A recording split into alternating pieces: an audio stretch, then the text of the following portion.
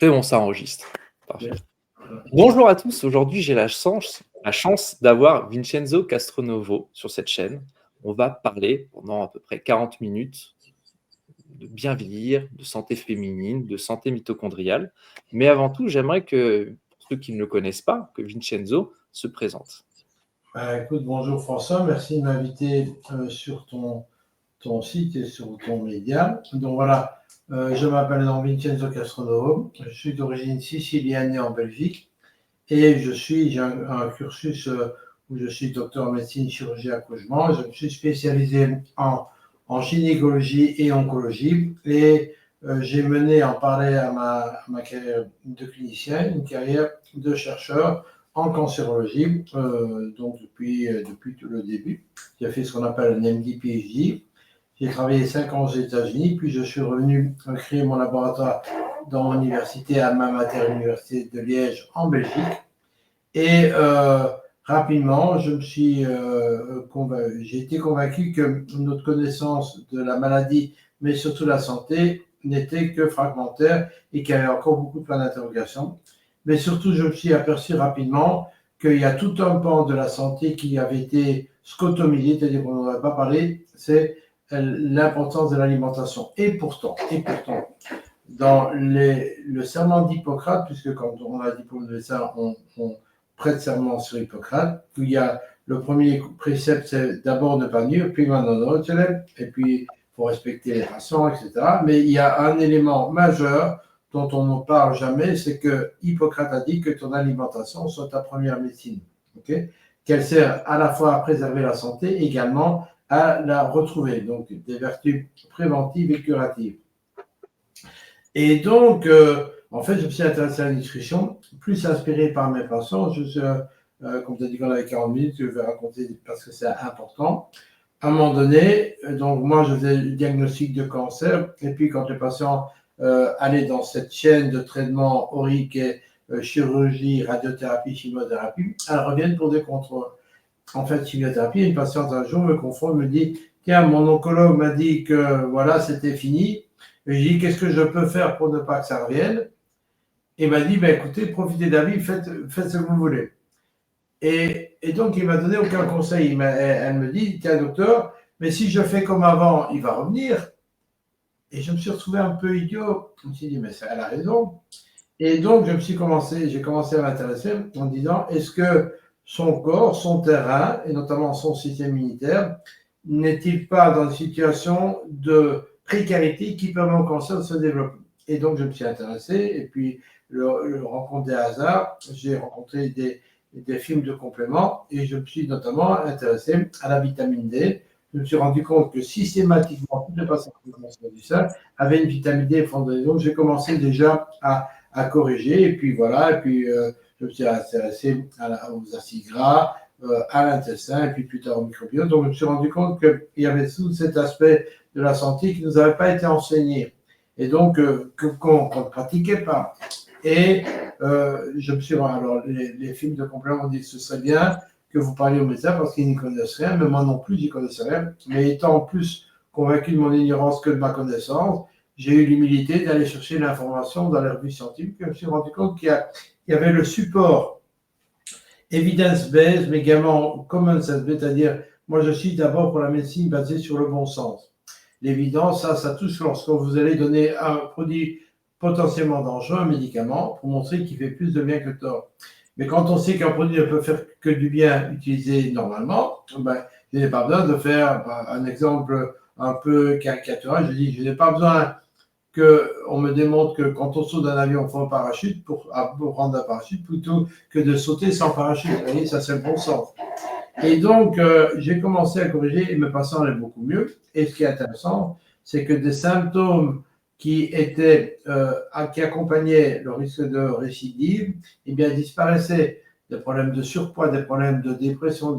Donc, quand on corrige le terrain, et donc je me suis inspiré également et j'ai copié-collé en fait le précepte de Bickham, qui était un peu l'antinomique de Pasteur, qui avait dit que le microbe n'est rien, le terrain est tout.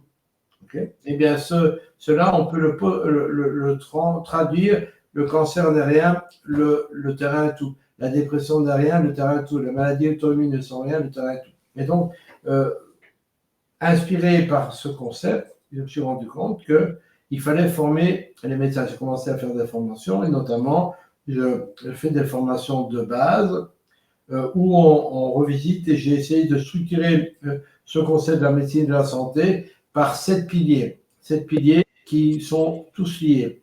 Il y a le pilier du tube digestif et de son indissociable microbiote.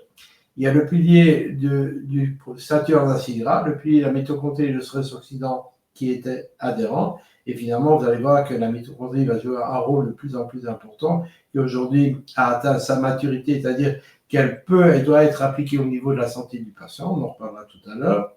Également, le pilier du rôle essentiel de détoxication du foie, qui est agressé de manière continue par notre alimentation dénaturée. Le pilier du métabolisme glucido-insulinique, car aujourd'hui, on peut dire que toutes les maladies sont essentiellement liées à l'excès de sucre à index glycémique élevé qui va créer un hyperinsulinisme.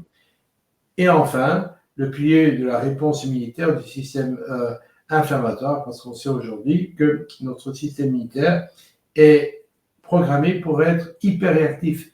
Et François, tu ne seras pas étonné de savoir que la plupart des patients qui ont succombé du Covid ont succombé parce que le système immunitaire avait réagi de manière beaucoup trop importante. Quand on a parlé d'ailleurs d'orage cytokinique, c'était que la réponse de notre armée était, au lieu d'attaquer avec des snipers, ils attaquaient avec des missiles Tomahawk à tête nucléaire, et donc il ne faut pas s'étonner que le patient explosait notamment et que les poumons étaient incendiés. Donc voilà. Donc, formation, et donc j'ai fait depuis 20 ans des formations de base qui sont indispensables pour pouvoir. Moi, je suis quelqu'un qui est comme le concept qu'on ne peut appliquer un concept que si on l'a d'abord compris et puis appris. Et notre cerveau apprend plus facilement s'il comprend. Je ne suis pas quelqu'un qui vend des recettes. Je vends de la formation. Je veux que les gens comprennent pour qu'ils puissent s'adapter. Donc, c'est-à-dire que je n'apprends pas à acheter du poisson, j'apprends à pêcher, quelles que soient les conditions atmosphériques, quelle que soit l'eau. Okay. Vincenzo, ça c'est également un concept d'Hippocrate. Hein. Médecin, soigne-toi toi-même. La bonne leçon est celle qui émane de l'œuvre. C'est le fameux dos serré de Hippocrate. On est là-dedans. Hein. Absolument. Donc, comprendre, apprendre, appliquer.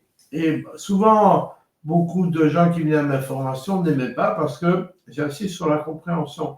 C'est-à-dire, on n'utilise pas un mot, un concept si on ne sait pas expliquer ce qu'il y a derrière. Sinon, comme dirait Coluche, parfois, mieux vaut fermer sa gueule et passer pour un con que de l'ouvrir et de ne laisser aucun doute. Hein? Je trouve que c'est un bon conseil. Donc, finalement, l'idée, c'est de former et de réacquérir ces fondations. Donc, cette formation, je l'ai faite, mais le problème, c'est que c'est une formation certifiante, mais pas diplômante. Et donc, je me suis rendu compte qu'il fallait absolument que la médecine micronutritionnelle ait ses lettres de noblesse et entre à l'université. Donc, en 2007, j'ai pu, après toute une série d'efforts, faire en sorte de créer un diplôme européen qui s'appelle le MAPS, Micronutrition, Alimentation, Prévention, Santé, qui se donne essentiellement à l'Université de Paris, qui est à enseignement Paris-Descartes, donc essentiellement ça se donne aux rue des Saints-Pères, à l'Université Paris-Descartes. Et j'ai pu réussir à ce que les non-médecins puissent pouvoir s'inscrire pour autant qu'ils aient réussi sur un examen probatoire qui correspond à la matière que j'enseigne à ma formation de base. D'ailleurs, dans ce DIE MAPS, moi, quelque chose qui m'avait fait tilt à l'époque, parce que j'ai pu voir un petit peu la formation, je ne l'ai pas faite, mais j'ai vu un petit peu les pieds de la formation, il y a un pilier énorme sur la méthylation, de l'importance de la méthylation. Ah, évidemment. L'épigénétique, c'est la révolution de ce siècle. Hein. Ce qui, en fait, est fondamental, c'est que l'épigénétique met l'accent sur le rôle de notre mode de vie et que tout n'est pas inscrit dans nos gènes. Nous contribuons à écrire notre destinée, okay, en apportant à nos cellules le matériel permettant d'avoir accès à nos gènes les plus impactants. Ça, c'est hyper important, évidemment. Donc, ça, c'est... Alors, finalement, il y a 5 ans également, je me suis rendu compte que quand on aborde la santé par tous ces piliers, on aboutit toujours à la même structure, la mitochondrie. La mitochondrie qui est centrale. Je sais que tu parles beaucoup de thyroïde. Eh bien, les hormones thyroïdiennes, c'est elles qui sont responsables de l'état fonctionnel du parc mitochondrial. François, je ne sais pas si tu sais, mais 10% de ton poids, je pense que tu dois peser entre 75 et 80 kilos pour en mettre 80. Plus. Plus. Je suis à 87. Pour en mettre 1m90, 87 kilos. Ah voilà, donc tu es en eutrophie, donc c'est bien. Eh bien, tu as, probablement, environ 9 kilos de mitochondries. 40% de ton cœur sont des mitochondries, environ 30% du poids de ton cerveau, c'est des mitochondries. Okay. Donc, ces mitochondries, elles produisent l'énergie nécessaire à notre état vital, à notre élan vital, et elles produisent par jour 50 kg d'ATP, adénosine triphosphate. Okay. Bien, l'activité de ces mitochondries dépend de la fonction thyroïdienne. C'est elles qui vont déterminer le métabolisme de base. Donc, si tu as une hyperthyroïdie, tu vas avoir beaucoup d'activité mitochondriale, tu vas brûler beaucoup de carburant, libérer beaucoup de chaleur, tu auras tout le temps chaud, tu seras mince parce que tu vas consommer plus de carburant que tu en consommes. Et si tu es hypothyroïdie, ça sera le contraire. Tu auras froid, pour moins de chaleur, etc. Donc, il y a un lien. Donc, finalement, et je me suis, puisqu'on va parler de la femme, donc on sait qu'à la ménopause, malheureusement, la femme va son vieillissement accélérer. Okay, parce que on s'est rendu compte aujourd'hui que l'activité mitochondriale est intimement liée aux œstrogènes. Les œstrogènes sont trophiques pour la mitochondrie, et ben non, et ça on va revenir. Ben non, c'est l'équilibre, parce que pour rester en bonne santé, je reviens à ça, pour rester en bonne santé, il y a une loi fondamentale, c'est essayer de maintenir le parc mitochondrial le plus efficient possible. Ça veut dire quoi? Qu'ils produisent un maximum d'énergie et un minimum de toxiques. Parce que comme toute centrale produit d'énergie, ton moteur produit des gaz d'échappement. La mitochondrie, elle ne produit pas de gaz d'échappement, elle produit du CO2 certainement, mais elle produit des agents toxiques que sont les radicaux libres. Donc à un moment donné, il faut que ton parc mitochondrial produise plus d'énergie que de radicaux libres, qui sont les agents moléculaires du vieillissement. À côté, il y a bien sûr des agents glucans. Les fameux H2O2 qu'on peut retrouver sur des problématiques graves. Radical hydroxyle. Hein. La GO2 n'est pas tellement. La GO2 est toxique parce qu'il va, par la réaction de Fenton, se transformer spontanément en radical hydroxyle, qui n'a aucune parade endogène. Il faut absolument, ça va consommer des antioxydants naturels et créer des déséquilibres. Donc, à un moment donné, donc plus les mitochondries vont se vieillir et produire moins d'énergie et plus d'ATP, et ça, c'est le processus physiologique du vieillissement. Okay, donc, ce qui veut dire que pour vivre longtemps et en bonne santé, il faut préserver notre capital mitochondrie performant. Il y a un mécanisme remarquable qui fait ça, c'est la mitogénèse, qu'on appelle la biogénèse mitochondriale, okay, qui va compenser la mitophagie. C'est-à-dire que lorsque nous avons des mitochondries peu performantes, elles sont identifiées et sans pitié détruites. Elles sont autodigérées par mitophagie. Et donc, les plus performantes vont être invitées à se diviser. Donc, un équilibre entre biogénèse mitochondriale et mitophagie. Okay, donc, ça, c'est hyper important. Et bien, lorsque, à la ménopause, il y a une chute d'œstrogène, il y a une diminution de la biogénèse mitochondriale et les cellules vont commencer à accumuler beaucoup de cellules mitochondriques qui ne performent pas bien et ça va accélérer le vieillissement et les maladies cardiovasculaires et neurodégénératives. Okay, donc, on peut compenser cela en donnant des phytoœstrogènes qui sont des molécules qui vont stimuler les mitochondries sans stimuler les récepteurs alpha, qui sont ceux qui sont responsables de la prolifération et à qui on a attribué les potentiels carcinogènes, c'est-à-dire créer des cancers hormonodépendants. Donc ça, c'était un aspect. Donc, médecine mitochondriale, mère de toutes les médecines.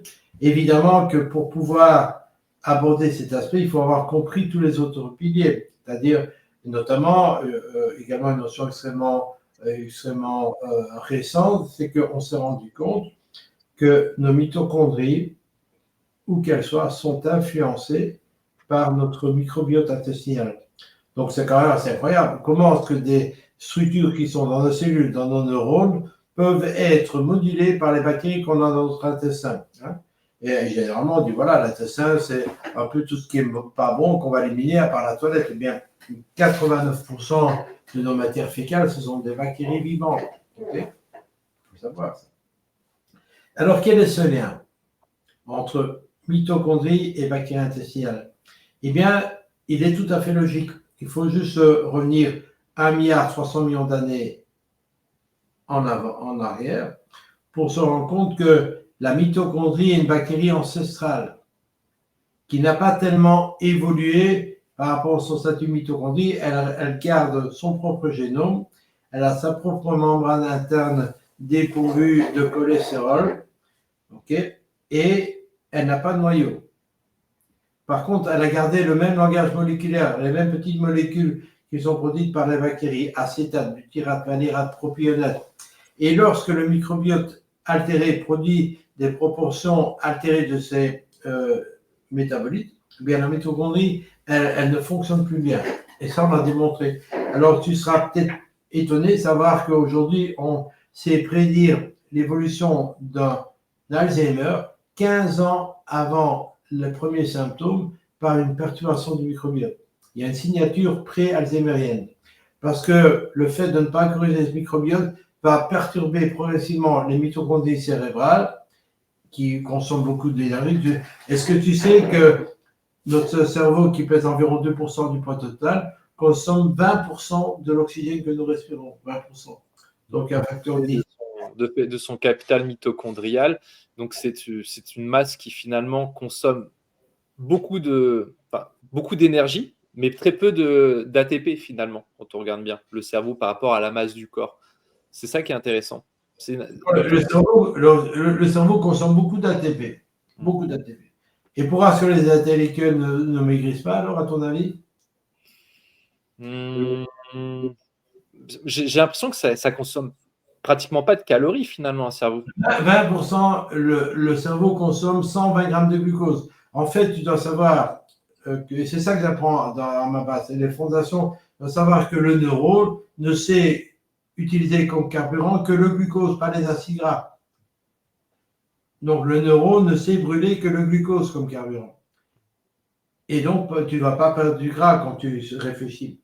Tu perds du glucose. C'est pour ça que l'homéostasie de la glycémie est extrêmement importante et que lorsque la glycémie tombe en dessous de 6 grammes par litre, tu commences à avoir des problèmes et en dessous de 0,3, tu es en mort cérébrale. Le neurone ne peut utiliser comme carburant que le glucose. Ok, ça c'est important. Donc, tu peux être intellectuel et obèse. Ça change rien. Donc, quand on étudie, on ne perd pas du poids. Il faut bouger. Ce sont les muscles et le cœur qui sont capables de brûler les acides gras. Notion importante. Donc, lien entre microbiote intestinal et cerveau. Lien, et finalement, quand tu étudies le vieillissement, il y a un article dont le titre utilise souvent, c'est Aging, All Roads Lead to Mitochondria. Vieillissement, toutes les routes conduisent à la mitochondrie. Et c'est vrai parce que la mitochondrie, elle va être responsable du stress oxydant. Il y a 2 processus biochimiques qui sont impliqués dans le vieillissement accéléré. Le stress oxydant, la rouille, et l'autre, tu le connais, François? La balance acido-basique? Non. Ça, c'est impliquant. La caramélisation. Ah, les liaisons de Maillard. La glycation. Et quel est l'agent le plus glyquant d'origine mitochondriale? L'agent le plus... tu veux dire externe ou... Interne. Les produits dans les mitochondries sont déficients. Là, tu me prends de court. Je ne sais pas, la production de radicaux libres qu'on parlait tout à l'heure. Non, ça sont des agents oxydants. Moi, je parle d'agents glyquants. Les oxydants oxydent, les glycans sont des liaisons type adomorique, etc. C'est le méthylglyoxal. Ok, ça je savais pas. Le méthylglyoxal est au stress glycan ce que le radical hydroxyle est au stress oxydant. Et d'ailleurs, nos cellules qui sont destinées à vivre longtemps sans être renouvelées, c'est-à-dire les muscles et les neurones, produisent une substance antiglycante qui est la carnosine, qui protège de la caramélisation. En fait, on le sait, on le savait, mais le diabète est un modèle endogène de vieillissement accéléré. Les patients qui ont le diabète, ils vont rouiller et caraméliser beaucoup plus rapidement que les autres. Donc, finalement, quand on prend tout ça et qu'on parle du terrain, eh bien, on se rend compte que pour vivre heureux longtemps et en bonne santé, il faut pouponner nos mitochondries. Et pour pouponner nos mitochondries, il faut avoir la fondation. Donc, j'insiste sur cette fondation, et je pense que tu vas relayer les informations, comment s'y inscrire. C'est une formation en présentiel que je ne vais plus faire parce que ça prend beaucoup de temps et que le présentiel, ça demande de l'énergie. Mais j'adore le faire, mais ça n'a pas son pareil par rapport à la deux dimensions du multimédia. Il y a des choses qui ne passent pas. Et ce qui est intéressant également, j'imagine que tu seras d'accord avec moi, c'est d'avoir cette communion, ce groupe avec tout le monde qui échange, etc. Il y a des gens qui posent des questions que d'autres n'osent pas poser parce qu'ils sont traumatisés de parler en public, etc. Mais donc, et puis qui se rassurent, et puis qui forment une communauté qui vont rester en contact. C'est ce qui se passe notamment avec chaque édition du MAPS. Ils font des groupes et ils continuent à s'aider, à se poser des questions, etc. Et c'est remarquable. Je pense que l'homme est fait pour travailler ensemble et en présentiel avec les perceptions des choses qui ne passent pas par l'abolition de la troisième dimension. Et la quatrième dimension, c'est-à-dire le ressenti. Est-ce que tu sais, François, que quand tu as une émotion, il y a des molécules qui sont transmises et qui communiquent? Hein? Oui, tu as des peptides, des neuropeptides, tu as de réactions finalement en cascade. On a des phéromones, hein, comme les lémuriens, par exemple, les lémuriens dont on est proche, bien quand ils ont un danger, ils envoient une hormone qui font que tout le monde sait qu'il y a un danger. C'est pour ça que quand il y a dans un groupe même d'humains quelqu'un qui est violent, ça simule la violence des autres, le phénomène obligé, c'est l'anxiété aussi, les moments de panique aussi. Donc on fonctionne ensemble. Et donc quand on est dans un environnement de formation qu'on est intéressé, tout le monde se met en position d'acceptation et d'absorption des notions. Voilà. Donc, je pense que pour construire une expertise non critiquable par rapport à ce que j'appelle le corps médical ignorant suspicieux, c'est-à-dire qui considère que tout ce qu'ils n'ont pas appris, qui ne fait pas partie de la fac, c'est nécessairement du charlatanisme. Eh bien, il faut pouvoir expliquer pourquoi on fait les choses. Okay? Et ce n'est que sur des fondations qu'on peut construire une expertise durable, pérenne. Okay? Et c'est un peu l'objectif que j'ai par cette formation, donner une structure de base sur laquelle construire après une expertise pérenne. Voilà.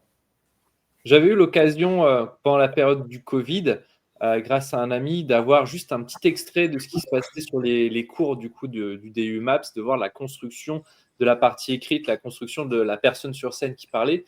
Et effectivement, j'ai vu qu'il y avait énormément de références scientifiques. Donc, que ce soit ce DU MAPS ou les cours que là, on retrouve chez Nutri Health, on retrouve du coup une base en termes d'études scientifiques qui vont asseoir, par rapport à ce que tu disais tout à l'heure, le fait que des études amènent ce que la médecine sera finalement demain. Aujourd'hui, tu peux avoir comme ça une sorte de médecine, autorité de santé ou autre type d'organisme qui auront leurs directives, mais finalement, une forme de médecine plus ouverte qu'on retrouve à l'international, basée sur des études et aussi sur du concret, sur des groupes, sur une évolution, sur un travail qui est fait, qui avance vers des nouveautés. La science, François, c'est bien ce que tu viens de dire, est un garde-fou, mais ne doit pas être un mur.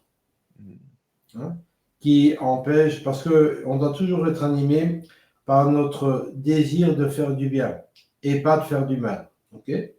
Donc, à partir du moment où on a le bon sens qu'on fait du bien et qu'on a démontré que quelque chose, même si on ne comprend pas, fait du bien quand il est fait de manière réfléchie, eh bien, on ne peut pas priver le patient de ça. Et j'ai souvent l'exemple de l'histoire nous enseigne, mais les erreurs de l'histoire se répètent. Ignace Semmelweis, qui est un assistant gynécologue du XVIIIe siècle, qui est dépité de voir que les femmes qui ont couché le jour meurent la nuit. De fièvre puerpérale, c'est une affection à staphylocoque qui part des plaies du périnée dues à l'accouchement. Okay. Et il se rend compte que ces femmes qui sont mortes la nuit, le matin, les assistants vont les disséquer, autopsier, à main nue, et puis vont les accoucher. Et il se dit, mais peut-être qu'en allant de la salle d'autopsie à la salle d'accouchement, on transporte quelque chose à l'idée. À ce moment-là, on ne sait pas que les bactéries, on n'a pas inventé le microscope, on ne sait pas qu'il y a des bactéries. Et donc, lui, de manière de bon sens, dit, on va demander aux assistants de se laver les mains. Okay. Eh bien, le patron dit, mais vous êtes fou, Ignace.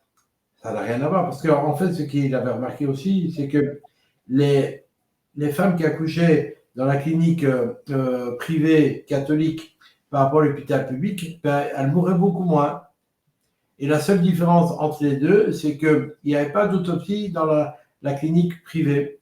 Les corps étaient ramenés à l'université. Donc, alors, pour vous dire, les ignorants suspiciés, leur mauvaise foi, il a dit, mais c'est normal, dans le privé, ce sont les catholiques, les bien-pensantes, elles ne sont pas touchées par les miasmes. Ici, on accouche des gueux qui sont des mécréants. Okay. Alors, malgré le fait que le patron lui dit de ne pas se laver les mains, il a convaincu un groupe d'assistants et la mortalité a diminué à celle des cliniques privées. Et le patron a rejeté ça en disant que c'est parce que les miasmes étaient déplacés. Donc, tout ça pour te dire que lorsque tu sais qu'un patient manque d'oméga 3, acide oméga 3 allongé, okay, manque de fer, manque de zinc, même si ça ne donne pas de symptômes, mais qu'on sait que le zinc est essentiel, que le sélénium est important pour transformer le peroxyde d'hydrogène en eau. Mais s'il en manque, j'en donne, je n'ai pas besoin d'avoir une preuve de ça. Okay. Et, pour revenir à ton histoire, l'histoire des mains qui se lavaient, c'était pas Ambroise Paré? Parce que là, j'ai eu c'est pas lui qui avait trouvé ça? Simon Weiss, Ignace Simon Weiss. Parce que avant ça, historiquement, il y avait aussi avant ça, il y avait Paracels, sur les scènes de guerre, qui lui était chirurgien et qui avait compris qu'en se lavant les mains, il avait déjà moins de chances de les tuer après l'opération. Évidemment. Mais là, c'est vraiment la première asepsie, c'est Samuel Weiss qui a d'ailleurs atteint à son effigie. On a fêté son 100e anniversaire ou son 50e anniversaire. Donc tout ça pour dire que on ne peut pas priver les patients de choses parce que c'est pas prouvé. Et alors il y a aussi une chose, c'est que la médecine que je promeus, elle est basée sur l'individu. Je ne soigne pas une maladie, je ne soigne pas un symptôme, je soigne un patient avec une plainte. Tu cherches l'homme sain derrière le malade, comme disait Paul Carton. Toujours chercher l'homme sain derrière le malade. J'essaye de faire le cheminement. Qu'est-ce qu'à un moment donné, dans l'histoire de la vie de mon patient, fait que ça a merdé, pour parler grossièrement. Donc, quelle est l'origine du mal? À quel moment? Donc, essayer de trouver l'éthiopathogénie, les racines du dysfonctionnement, et éventuellement d'intervenir avant que la lésion s'installe suite au dysfonctionnement. Pour ça, ça demande d'abord une envie d'aider le patient, hein, plus que de faire de la consultation et d'accumuler le nombre de patients, de prendre le temps d'écouter le patient et de comprendre. Chaque patient est une véritable enquête. Okay? Et on va s'équiper de tests, bien sûr, parce qu'on ne peut pas, par le questionnement, savoir s'il y a une carence en EPA, en DHA, s'il a trop d'androgènes, etc. Bon, on fera des bilans et on va corriger de manière précise et expliquer. Et le patient devient un acteur de sa santé parce qu'il ne suffit pas, comme le favorise la médecine allopathique contemporaine, tu as une maladie, tu prends une pilule, tu ne changes rien. Hein, tu as des carences, tu as des déficiences, on va t'aider à causer des carences, mais en même temps, tu dois te rééduquer à une vie plus saine, par l'activité sportive, par une alimentation, par une mastication efficiente, etc. Vincenzo, ton exemple, il est très bien justement de cette carence en oméga 3 en EPA, DHA, et que ce soit par le questionnement, l'anamnèse ou ce qu'on va appeler sinon la sémiologie, il y a des caractéristiques qui, je pense, ressortent dans ta formation et qui peuvent parler aux gens qui nous écoutent. Tu vois, le fait d'avoir une carence, ça peut s'observer et par des choses dans le comportement ou dans des habitudes, dans les signes de souffrance, mais aussi sur le physique, avec le fond qui précède la forme. Tu veux un petit peu donner un exemple concret sur cet exemple ou tu veux que j'en parle? Moi, c'est Vas-y, parle-en comme ça. En fait, par exemple, quand on a une personne en face de soi, une personne qui a des carences en oméga 3, notamment en EPA-DHA, on pourrait voir par exemple la commissure des lèvres qui aurait tendance à se craqueler ou des lèvres un petit peu qui craquent. Ce sont des personnes aussi qui n'ont pas forcément une bonne flexibilité. Il n'y a pas que ça, mais ils peuvent avoir aussi un problème de flexibilité de peau. Ce sont des gens qui peuvent avoir aussi susceptiblement un peu plus de mal à gérer leur glycémie, ou même au niveau de leur fatigue. Même leur capacité à se concentrer. On parlait du cerveau tout à l'heure, je crois que c'est un tiers du cerveau est composé de PA et un tiers du système nerveux est composé de DHA. Vous avez entendu ces chiffres. Et de cholestérol, le cerveau. Ah oui, c'est une grosse masse de cholestérol. Sur les oméga 3, juste en questionnant un petit peu l'alimentation, en cherchant si certains cofacteurs sont manquants, notamment ceux qui permettent de transcrire les oméga 3 en EPA, DHA, comme le zinc, comme la vitamine C, sont des choses qui peuvent aussi revenir sur la table. Voilà. Il y a un premier signe de la carence oméga 3 qui doit être absolument regardé chez les enfants, c'est la chute de l'acuité visuelle. Parce que les membranes des cellules de la rétine, les cônes bâtonnets, qui sont des neurones, la rétine est une expansion extracrânienne du cerveau, a un travail fluidier membranaire extrêmement important. Un acide gras sur 2 est l'acide docosahexaénoïque. Bon, alors, carence en oméga 3 va réduire la performance de repolarisation du cône et du bâtonnet, et les enfants parfois ont des lunettes alors qu'ils n'ont pas de problème d'yeux, mais en carence en oméga 3.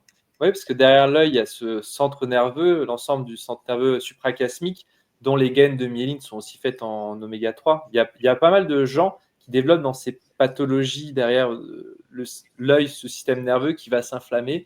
Et dès qu'on retravaille sur cette balance oméga 3, oméga 6, on arrive déjà à calmer un des piliers. Absolument. Donc non, c'était juste pour imager un petit peu, parce que c'est vrai que cette formation, là on en parle sur les grandes lignes, j'ai les modules là en face de moi, et en fait moi il me parle, parce que je vois exactement ce qu'il y a derrière, par exemple le tube digestif, l'interaction avec le microbiome sur le module 3, on a parlé des acides gras avec ce rôle des membranes, même au niveau des récepteurs hormonaux. Je crois que toi, tu as été un des premiers à le populariser, c'est aussi le fait de dire, vos hormones c'est une clé, mais de l'autre côté il y a une serrure. Évidemment. Les acides gras est déterminant. Mais tu sais, je vais te dire, en 30 ans, j'ai formé plusieurs milliers de professeurs de santé, médecins non spécialistes, et je n'ai jamais eu personne qui a regretté d'être venu. Personne. Moi, personnellement, je me suis toujours dit qu'on a toujours une marge de progression et celle qui allait m'attirer spontanément, c'était le DE MAPS, parce qu'avec les extraits que j'ai eus, parce que j'ai pris vraiment le temps de me plonger dedans, il y a plein de piliers, par exemple ton pilier 7 de ta formation, parce que ta formation finalement n'est qu'un concentré de ces 20-30 années de formation et de cette évolution du DE MAPS. Et tout à l'heure, on parlait du glucose, vraiment de cette production avec ces radicaux libres et tout. On parlait de ce pilier-là, et moi, je me rends compte que j'ai des lacunes, tu vois. Donc, cette formation, c'est ça qui est bien, c'est que… Je vais dire un truc, moi, j'ai des lacunes aussi, hein, parce que des lacunes, parce qu'on ne peut pas… Déjà, je ne sais plus qui a dit ça, mais quand dans notre domaine d'expertise, il y a beaucoup de choses qui sont connues qu'on ne connaît pas. Mais il y a beaucoup plus de choses qui ne sont pas connues et qu'on ne peut pas connaître. Donc déjà, moi, dans mon domaine d'expertise, la mitochondrie, j'en ai, je pense, une bonne vision, mais chaque fois que je lis un article, j'apprends des choses. Donc, c'est ça qui est formidable. Et tu parlais des études scientifiques. Alors, c'était un point important parce que, justement, moi, j'étais prof de fac. J'ai donné cours pendant 30 ans à l'Université de Liège, je suis professeur honoraire maintenant. Et donc, dans une faculté de médecine traditionnelle, on parlait beaucoup de moi dans la nutrition. On faisait des conférences sur YouTube, etc. Et donc, ça énervait. ça irritait mes collègues en disant mais qu'est-ce qu'il fait Castronovo, etc. Et donc, ils essayaient de me mettre en difficulté. Donc, j'ai été obligé, pour survivre dans ce milieu hostile, d'être au-dessus de la critique en pouvant expliquer le pourquoi de mes propos, de mes conseils. Donc, être dans un environnement hostile force à l'excellence, tu vois, et à la formation continue. Donc, évidemment, moi, tout ce que je raconte est soutenu, c'est incriticable. C'est soutenu par le bon sens, mais également l'évidence scientifique. Moi, c'est vrai que les gens qui nous suivent, ils vont pouvoir aussi creuser tes vidéos. Il y a des vidéos sur YouTube où on doit faire des conférences. Et à chaque fois, le discours est solide et appuyé. Il y a des références, il y a un travail qui est fait. C'est un travail ficelé. Écoute, on a plusieurs fois essayé de mettre en difficulté, on n'y est pas parvenu. Pas sur les concepts de nutrition, sur d'autres concepts, oui, parce que j'étais exigeant et parfois un peu cinglant par rapport aux incompétents, mais jamais par rapport au contenu et aux propos scientifiques que je... Sur ta formation, sur le module 8, immunité, inflammation, ça c'est pareil, l'immunité est tellement en expansion dans ce qu'on connaît aujourd'hui. Voilà, tu vois, l'immunité, je l'enseigne de manière tout à fait originale, comme personne ne l'enseigne. Et je montre que l'immunité, aujourd'hui, elle est le résultat d'une évolution. L'histoire évolutive de la biologie est extrêmement importante pour comprendre où on en est aujourd'hui et pourquoi on fait tant d'erreurs. Alors, ce qui est enseigné souvent, c'est l'immunité adaptative, c'est le sommet de la pyramide, qui est extrêmement compliqué, on n'y comprend encore rien. Même les grands spécialistes, moi souvent je vais à des conférences où je me dis, je pense que j'ai compris. Et après, en sortant, je me dis, je n'ai rien compris. Et je crains que celui qui a parlé ne comprend pas grand-chose non plus. Okay. Par contre, ce qui est important, c'est que quand on va à l'immunité innée, on comprend beaucoup mieux. Mais ce qui est jamais maintenu, c'est que la première défense, ce sont les barrières. La base des défenses, c'est que l'ennemi ne rentre pas, que l'étranger ne rentre pas. Et donc, si toutes nos barrières étaient étanches, en tout cas aux ennemis, il n'y aurait pas besoin d'immunité. Ça a besoin d'une défense. Alors, pourquoi est-ce que on est en train d'investir de l'argent, de nous dire qu'on va nous taxer plus pour pouvoir augmenter l'armée? Parce qu'on se prépare à l'invasion. Mais s'il reste à l'extérieur, il n'y a pas de problème. Okay. Tant que si nos frontières étaient impénétrables, on n'aurait pas de souci. Pas besoin d'armée. Ouais, mais d'un autre côté, c'est intéressant aussi d'avoir une mini-information pour être un petit peu dans ce processus, entre guillemets, hermétique. L'information crée aussi l'immunité. Ah, évidemment, évidemment. Moi, je travaillais dans les avions avant. J'étais toute la journée à toucher des gens de pays étrangers tout le temps, du matin au soir. J'étais jamais malade. Tu vois? Oui, évidemment. Mais aujourd'hui, l'hyperasepsie est responsable des maladies auto-immunes. Hein. Les maladies auto-immunes sont une maladie de dérèglement du système immunitaire. Ce qu'on voit également, on envoie les bases et en fait, une fois qu'on a compris ça, on améliore tous les patients de maladies auto-immunes par l'application de ces préceptes. Parce que là, dans les gens qui nous écoutent, il y a énormément de personnes qui sont atteintes de maladies auto-immunes, parce que j'en ai fait un vrai sujet de communication. Il y a 80 maladies auto-immunes aujourd'hui connues, référencées, peut-être qu'il y en a plus, je ne sais pas. Et au niveau de l'immunité, dis-moi si je me trompe, mais est-ce que c'est toi, par rapport à l'IMS, qui a été à l'initiative de cette analyse TH1, TH2, TH17, de cette balance que... On a contribué, oui, on y a contribué, évidemment, puisque la sursimulation de certaines populations favorise, notamment TH1, TH17, une hyperréactivité. Mais en haut de ça, c'est la conséquence. La conséquence. Et quand tu as pas assez de vitamine D, mais surtout la tolérance est diminuée. Donc, il faut revisiter la vitamine D et lui attribuer ses lettres de noblesse, c'est-à-dire son vrai rôle, qui est immunomodulant, immunotolérance, régulateur métabolique, et ce n'est qu'après qu'il y a un rôle de métabolisme osseux. Donc, on a beaucoup d'informations. C'est vrai que la vitamine D est tellement sous-estimée, 800 processus biologiques. Il y a des gens qui n'arrivent pas à l'absorber, qui ont beau augmenter les doses. Comme c'est une vitamine liposoluble, ils n'ont pas forcément la compréhension du rôle de la bile ou même des qualités d'absorption de l'intestin en amont pour bien l'absorber en aval, même son équilibre par rapport au magnésium. il y a des choses à mettre en avant. Et je pense que tout ça, dans les modules, ça doit être bien mis en avant. Tout à fait. Notamment, tu vois, la vitamine D, c'est pas parce que tu as un taux de vitamine D optimal, c'est dans le grand paramètre par exemple, que tu vas avoir la fonction de la vitamine D. Parce que la vitamine D, elle travaille en association avec la vitamine A. Elle doit être activée par hydroxylation par des enzymes qui ont besoin de fer, les cytochromoxydase P450. Elle a besoin de se lier à un récepteur qui peut avoir un polymorphisme, le VDR, et elle a besoin d'être transportée parce qu'elle n'est pas soluble dans le plasma qui a que par la VDB, vitamine D binding protéine, qui a un polymorphisme. Donc, il faut, alors aujourd'hui, on est en train d'essayer chez lui de mettre au point un bilan qui montre que la vitamine D fait son taf, son travail, notamment par des signatures transcriptomiques au niveau des cellules. C'est-à-dire que les cellules immunitaires produisent les protéines, les ARN messagers qui correspondent au fait qu'elles sont stimulées par la vitamine D. Donc, tu vois, il y a une évolution constante. Ouais, ça, c'est vrai que c'est pertinent, c'est ce que tu viens de dire.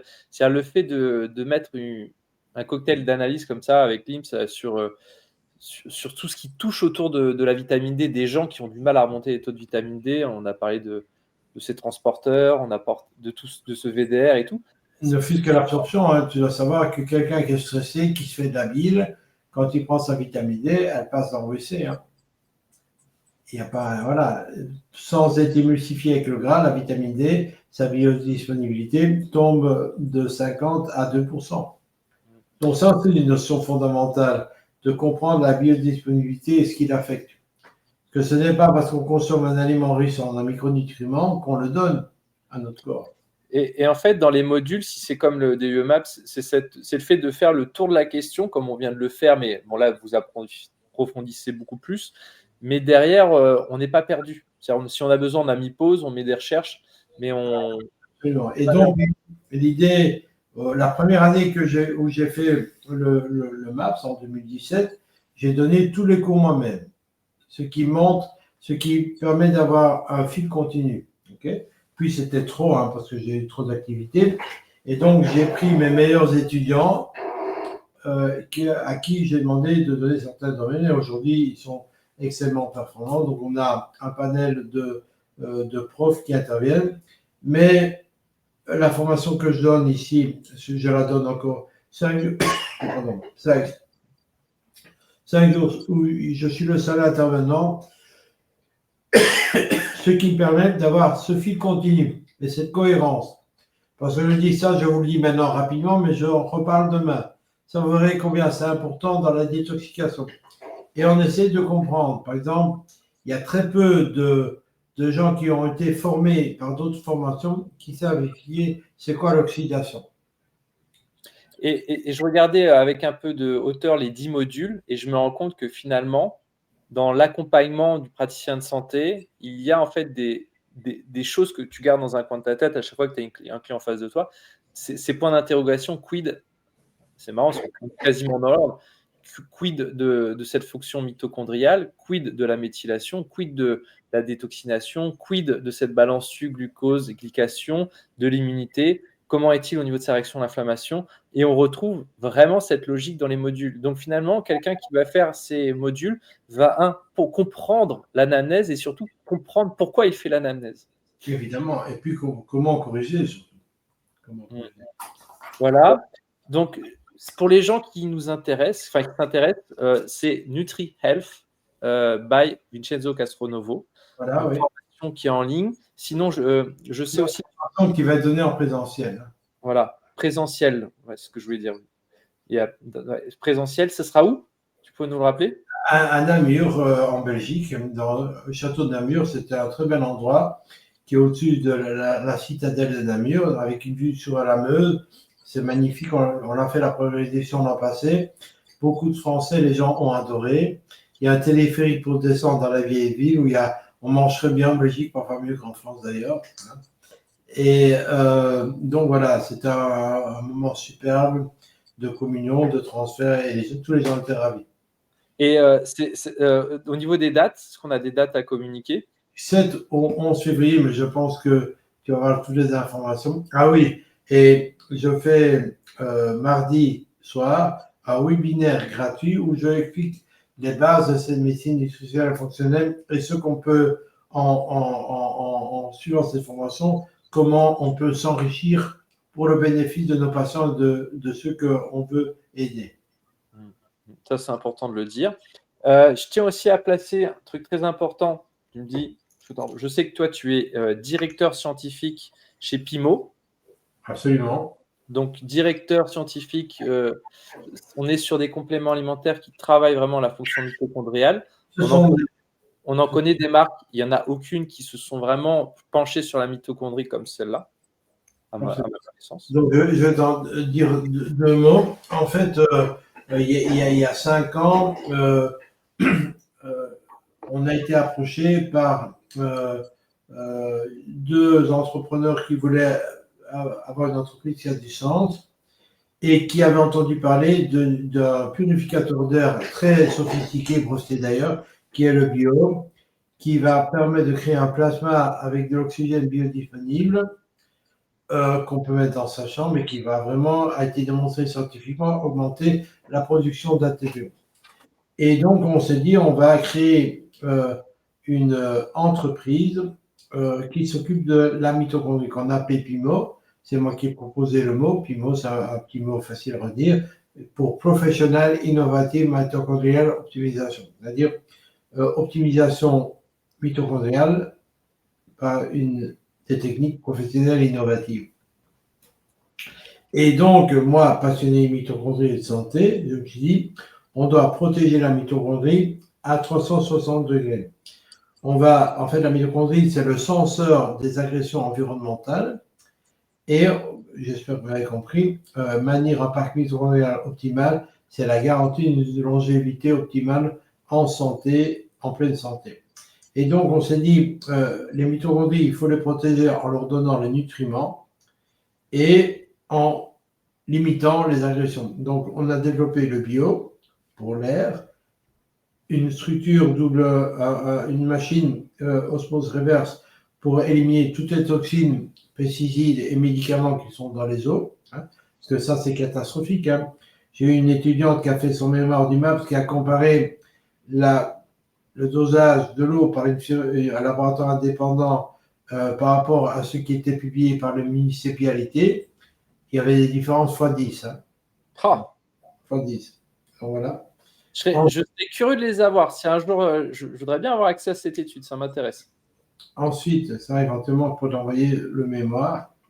Ensuite, on s'est dit il faut donner les nutriments. Et donc, j'ai créé la gamme basée sur mes connaissances, sur ce que j'avais appris via les études. On a fait, en fait, il y a cinq nutriments. Il y a le MitoBoost qui nourrit vraiment la mitochondrie et lui donne full power. Il y a le MitoElixir qui stimule la biogénèse mitochondriale et qui va remplacer la chute d'oestrogène chez les femmes, okay, et qui va vraiment mettre la femme dans un état asiatique. On sait que les Japonaises, par exemple, le Japon ne souffre pas de ce problème de ménopause. Elles vieillissent très lentement. Okay. Ouais, c'est toi je l'avais entendu sur YouTube et c'est toi qui le disais en conférence. 3, des oméga 3, de la vitamine D et des probiotiques avec de la berberine. Et un cinquième va naître, c'est pour favoriser l'effort musculaire et l'activité cérébrale aussi, parce que je t'ai dit que les neurones consommaient du glucose, mais les cellules gliales peuvent, pour épargner le glucose, utilisent les acides gras. Donc, on a un lien aussi, il faut quand même que nos cellules accompagnatrices des neurones puissent utiliser les acides gras et les cellules glucose aux neurones. Et donc, on a le MitoPower qui va sortir la semaine prochaine, qui contient la carnitine et la vitamine C. J'allais dire la carnitine. Voilà. Et là, tout à l'heure, on avait évoqué les molécules de NADH, on a évoqué aussi, on a parlé d'acide alpha-lipoïque, il me semble. Oui, tout à fait. Le coenzyme Q10, le PPQ, tout, voilà. Ah, c'est celui-là, là. Voilà. Ah oui, je tenais à le dire parce que vous êtes la seule marque Mito à proposer ce type d'accompagnement autour de la mitochondrie, parce que pas mal de personnes sur des maladies dégénératives et neurodégénératives n'ont pas forcément de type de complément alimentaire sur le pilier mitochondrial. Voilà. Absolument. Et donc, Et les gens qui en prennent sont ravis. Hein, ravis. J'ai des patients qui m'appellent en disant est-ce que je peux en prendre parce que depuis que je n'en prends plus, je me sens un peu moins d'énergie vitale, etc. Donc ça fonctionne. Et un point qui est très important, le 21, au Potentiel Humain, Pont de Gare, tu vas animer une conférence également. Conférence absolument sur l'esprit et la mitochondrie. Ça va être bien ça. Voilà, donc pour ceux qui sont intéressés, rendez-vous le 21 juin au Pont de Gare, un endroit qui va être fabuleux, où on va être tous ensemble avec... Il y a quand même des grandes personnes, des grandes pointures qui ont été invitées pour parler cette fois-ci de quelque chose de beaucoup plus profond, spirituel, une autre nature finalement du potentiel humain. On était plus sur le physique aux éditions l'année précédente, et là on est beaucoup plus sur quelque chose de Mais il y a un lien, il y a un lien. Ah oui. Car je pense que l'esprit naît de l'interaction de la matière et de l'énergie aussi. Bon, maintenant, peut-être que d'autres physiciens vont dire qu'à un moment donné, l'esprit peut se dématérialiser, mais je ne sais pas. Donc, mais en tout cas, je préfère un esprit vivant qu'un esprit mort.